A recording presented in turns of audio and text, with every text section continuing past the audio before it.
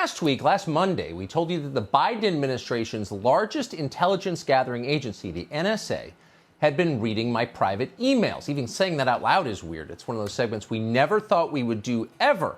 But the country has changed that much that fast. And honestly, the whole thing was kind of shocking. The government was spying on us? Come on. It seemed crazy. But it's true. And no one in Washington appeared to be shocked in the slightest. In fact, the usual shills right after our segment had a ready explanation for it. Either it never happened at all, they said, just a cable news show lying for ratings, or there must have been a good reason it happened. And they began furiously making excuses for why the NSA did it. A powerful, heavily politicized spy agency surveilling journalists who've been critical of the regime? No problem. It's perfectly normal. Just don't call it spying. But it's not normal at all. It is third world. And as we told you repeatedly, it did happen. Now that has been confirmed. Yesterday, we learned that sources in the so-called intelligence community told at least one reporter in Washington what was in those emails, my emails. There was nothing scandalous in there, thank God. We're happy to report that. Late this spring, I contacted a couple of people I thought could help get us an interview with Russian President Vladimir Putin.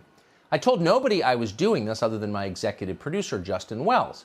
I wasn't embarrassed about trying to interview Putin. He's obviously newsworthy. I'm an American citizen. I can interview anyone I want, and I plan to. But still, in this case, I decided to keep it quiet. I figured that any kind of publicity would rattle the Russians and make the interview less likely to happen. But the Biden administration found out anyway by reading my emails.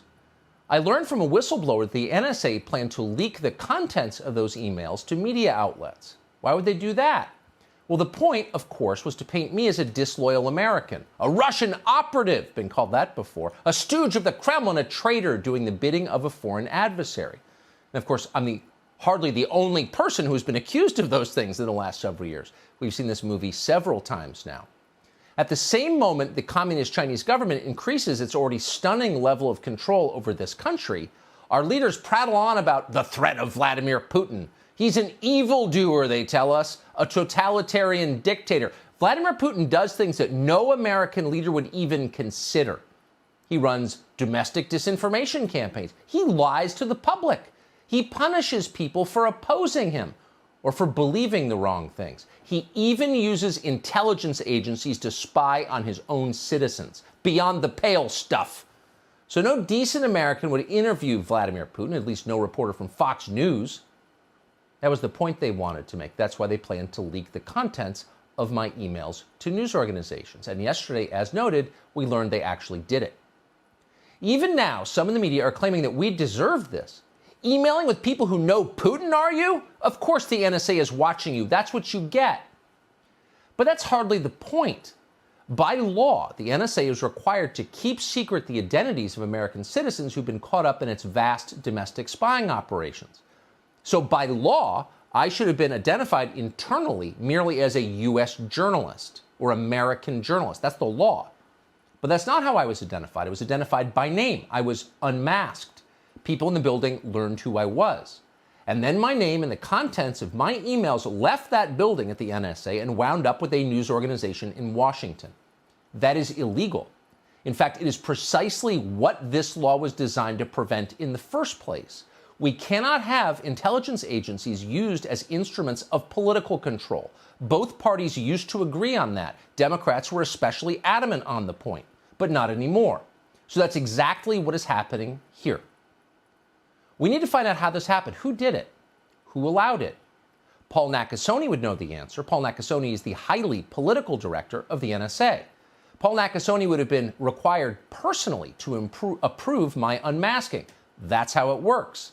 Paul Nakasone should explain who asked for that unmasking, and he should do it immediately.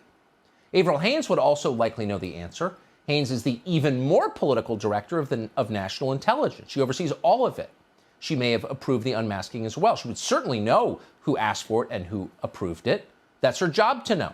She should release that information immediately, tonight. And if Avril Haines does not release that information, she should be forced to release that information. We don't have a lot of power. We're just a TV show, but we're going to keep pushing for that because it matters, not just to us, but to the entire country. You can't have a democracy in a place where unaccountable spy agencies keep people in line by leaking the contents of their emails, discrediting them with their own emails, which they thought were private. You can't, it doesn't work. if you allow that. And we suspect congressional Republicans will also demand an answer. Many have finally awakened to the fact that the intelligence agencies, which they have blindly supported for so long, are not, in fact, their friends. They're not the friends of